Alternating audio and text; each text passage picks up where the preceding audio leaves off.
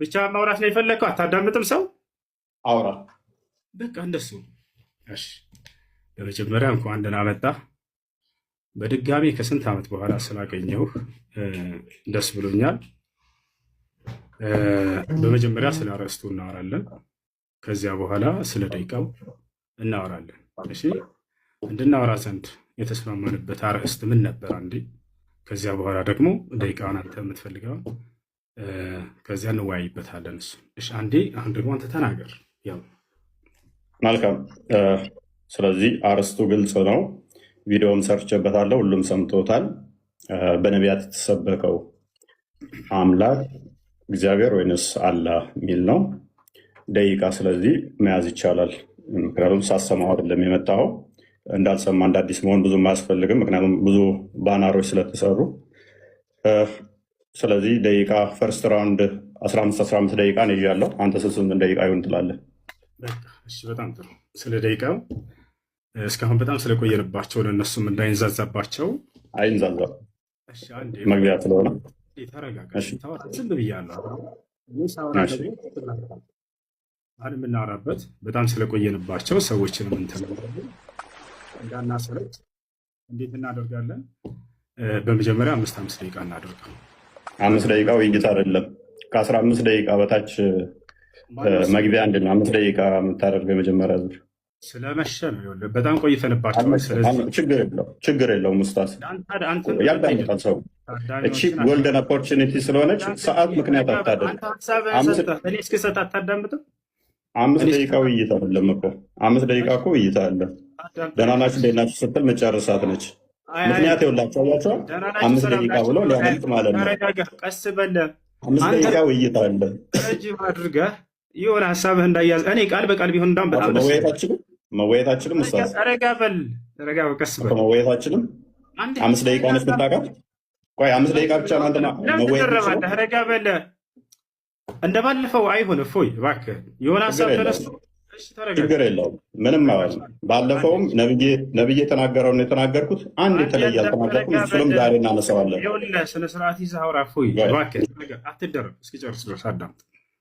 ስለዚህ እንደኔ ሀሳብ ማለት ነው ቅድም ቢሆን ችግር የለውም። አንተም ቅድም እንዳልከው ወደ 3 ሰዓት ቆይተናል ብለሃል። ይሄ ሁሉ ህዝብ እየጠበቀ ማለት ነው። ስለዚህ አሁን ስለመሸ አጠር አድርገው ሀሳባችንን ማስቀመጥ ነው። 5 ደቂቃ እናደርገውና ከዚያ በኋላ ቀጣዩን ደግሞ አንተ ተወስነዋለህ። ችግር የለውም። ቀጣዩ በአንተ ይሆናል። የመጀመሪያ 5 ደቂቃ ይሆን ልጨርስ። አንዲት ጊዜ ልጨርስ። በምትወያይ ጊዜ ማስረጃ የምታቀርብባቸው የማስረጃ ምንጮች ምንድን ናቸው የሚለውን የኔንም ያንተንም እንነጋገራቸው። አንተ ምንድን ነው የምታቀርብበት ማስረጃ? ምን ላይ ቁመህ ነው የምትወያየው? እሱ ይሄ መስፈርት ነው፣ መቀመጥ አለበት። ከዚህ እንዳንወጣ ዘንድ ማለት ነው። በምን መጽሐፍቶች ነው የምትወያየው? እሱ ንገረኝ። 10 መጽሐፍቶች አሉ። እኛ የውይይት እንትናችን 10 መጽሐፍ ናቸው። ስለዚህ በብሉይ ኪዳንና አዲስ ኪዳን ላይ ባለው ትወያያለህ አይደለ?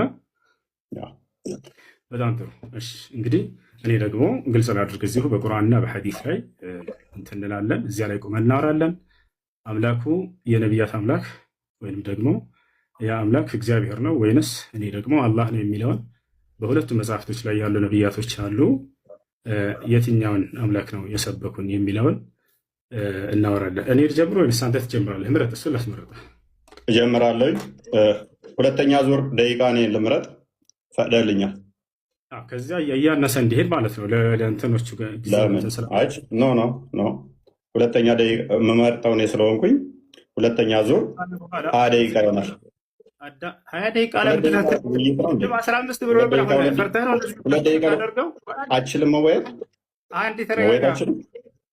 አንድ ደቂቃ አንድ ተጠየቀኝ አይደል? እስክመልስ አዳምጥ፣ ረጋ በል።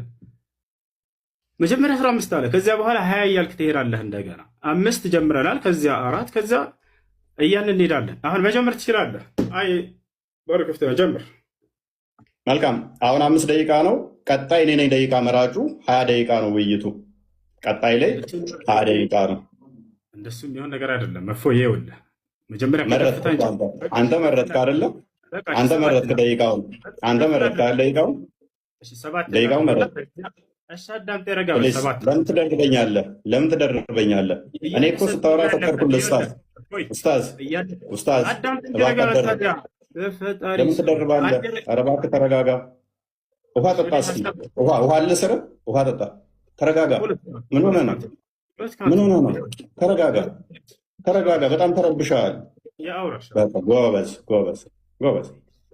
የመጀመሪያውን ደቂቃ እኔ እመርጣለሁ አልክ፣ ፈቀድኩልህ። 5 ደቂቃ አልክ። ቀጣይ 2 ደቂቃ፣ 1 ደቂቃ፣ 3 ደቂቃ የሚባል የለም። እኔ ነኝ የምመርጠው። 20 ደቂቃ ነው ቀጣይ።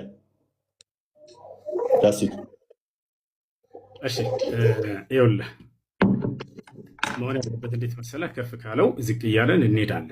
ገብቶሃል አይደለ? ውይይት እንደዚህ ነው የሚሆነው። መጀመሪያ 5ቱ ካልተስማማህ አንተን የከፍል አድርገው 7 እናድርገው እና ከዚያ ደግሞ ወደ 5 ወደ ፎይ። እሺ ውይይቶች አይተጣቃለሁ ኡስታዝ። ያንን መስፈርቶችን ማን እንዳስቀምጣቸው አይታወቅም። እኔና አንተ ግን እዚህ ቦታ ላይ ለህዝቡ ስንል ረጅም ሰዓት አወራ እኮ ኡስታዝ። ተረብሻል። ፕሊዝ ተረጋጋ። ወደ 5 እና አትረበሽ ኡስታዝ። አትረበሽ። ውሃ መጠጣት ጥሩ ነው። አይዞህ ተረጋጋ። አይ ተናደ ነው የምትስቀው። እያየሁህ ነው። ተናደ ነው የምትስቀው።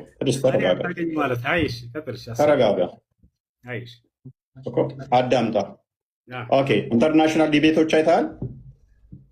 እሺ አሁን ወደ ሀሳቡ ግባ። በቃ ኢንተርናሽናል ዲቤቶች ስንት ሰዓት ነው የሚፈጁት? በአንድ ውይይት ላይ እንኳን ስንት ሰዓት አለ የሚቆዩት? ወደ ሀሳቡ ግባና ከ7 ጀምረን እፎይ ርዕስ አታስቀይር። መልስልኝ እስኪ 1 ደቂቃ 2 ደቂቃ ምንድን ነው ልትወያይ የመጣኸው?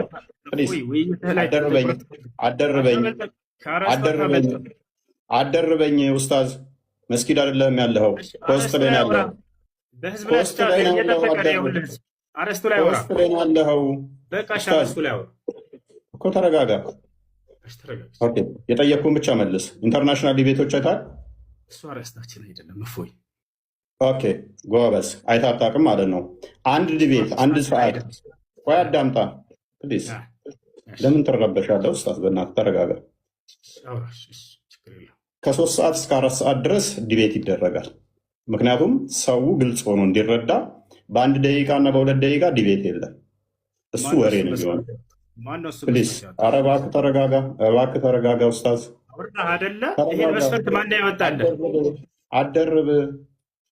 አደርብ አንተ ኢንተርናሽናል ዲቤት እንኳን አይታጣቅም እኮ። ኢንተርናሽናል ዲቤቶች እንኳን አይታጣቅም። ኢንተርናሽናል ዲቤቶች የማን አይተሃል?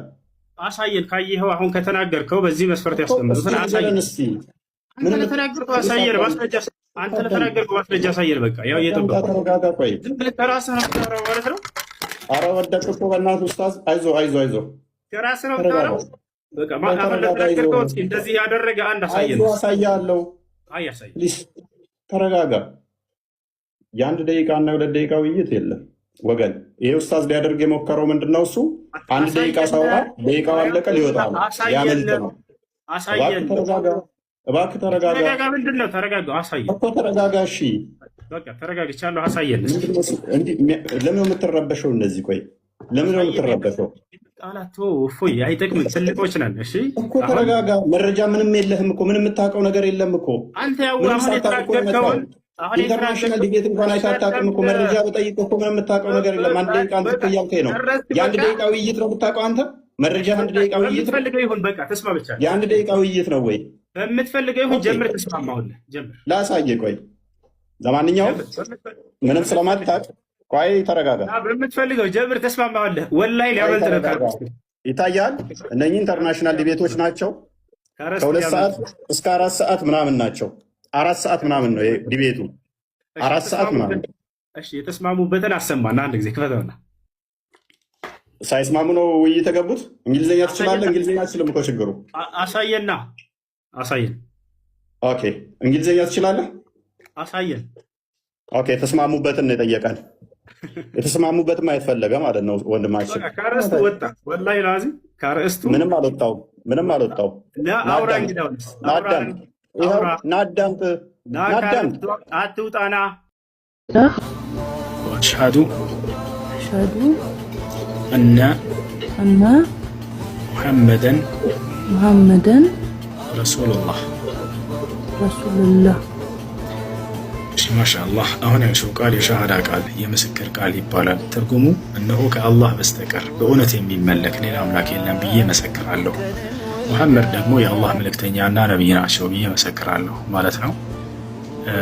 አንድ ሰው እስልምና ከተቀበለ በኋላ ለዚህ ላመነው ለመሰከረው ለአንዱ አምላክ ለአላህ መስገድ ይጠበቅበታልና ያን ሶላት አሰጋገድ በመማር ሶላት መስገድ ትጀምሪያለሽ ማለት ነው።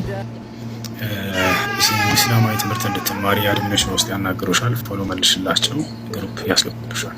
ኢስላማዊ ትምህርቶች ትከታተያለሽ። ጥያቄዎች በሚኖሩበት ሰዓት ሁልጊዜ ላይፍ እንከፍታለን። በዚያ መተሽ መጠየቅ ይቻላል። እሺ እመልሳለሁ። እሺ እንደምናመሰግናለሁ። ቤቲ ሰላም ሰላም አለይኩም። ቤቲ ሄሩት አለሽ? አለሁ። ደህና ነህ? ደህና አልሐምዱሊላህ። አለሁ ደህና ነኝ። መስለም ፈልጌ ነበር እንደዛ ነበር። እሺ አሰላሙ አለይኩም አልሽ። ሙስሊም ነሽ እንዴ ወይንስ አረብ ሀገር እየሰራሽ ያለሽ ክርስቲያን ነሽ? እሱ እኔ ነኝ አሰላሙ አለይኩም ያልኩት ቤቲ። ኦኬ እሺ ይቅርታ እሷ መስላኝ ነው። እሺ ሄሩት እስልምናን መቀበል ፈልገሽ ነው?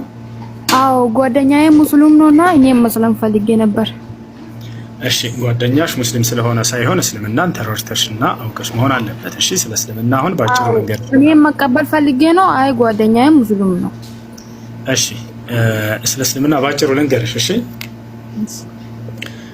ኢስላም ብሎ ማለት አምላክ በነቢያቶች በኩል ለሰው ዘር ሁሉ የደነገገው ብቸኛው መለኮታዊ ሃይማኖት ነው። አምላክ አላህ ይህን በቁርአን ላይ ሲናገር ኢነ ዲነ ዒንደ ላህ ልኢስላም ይላል። ከእኔ ከአምላካችሁ ዘንድ ትክክለኛውና ቀጥተኛው ሃይማኖት እስልምና ሃይማኖት ነው እያለ ይናገራል። ነቢያቶችን አምላክ አላህ ስብሓነ ወተዓላ ያዘዘባቸው ሃይማኖት እስልምና ነው። ማስረጃ ቃለ ስብሓነሁ ወተዓላ ሸረዐ ለኩም ሚነ ዲን ማ ወሳ ብሂ ኑሐን ወለዚ አውሐይና ኢለይከ ወማ ወሰይና ብሂ ኢብራሂመ ወሙሳ ወዒሳ። አላህ ሲናገር ምን አለ? እነሆ ሙሐመድ ለአንተና ለትውልዶችህ ዛሬ እስልምና እንደነገርኩላቸው ከዚህ በፊት አብርሃምን፣ ኖህን፣ ሙሴን፣ ክርስቶስን አዝዤባቸው የነበረውን ያንኑ ሃይማኖት እያለ ይናገራል። እና ያ ነው ነቢያቶች የሚያስተማሩት ህዝቦቻቸውን ሙስሊም እንዲሆኑ ነበር። ለምሳሌ ያዕቆብን ብንወስድ ምን ይላል?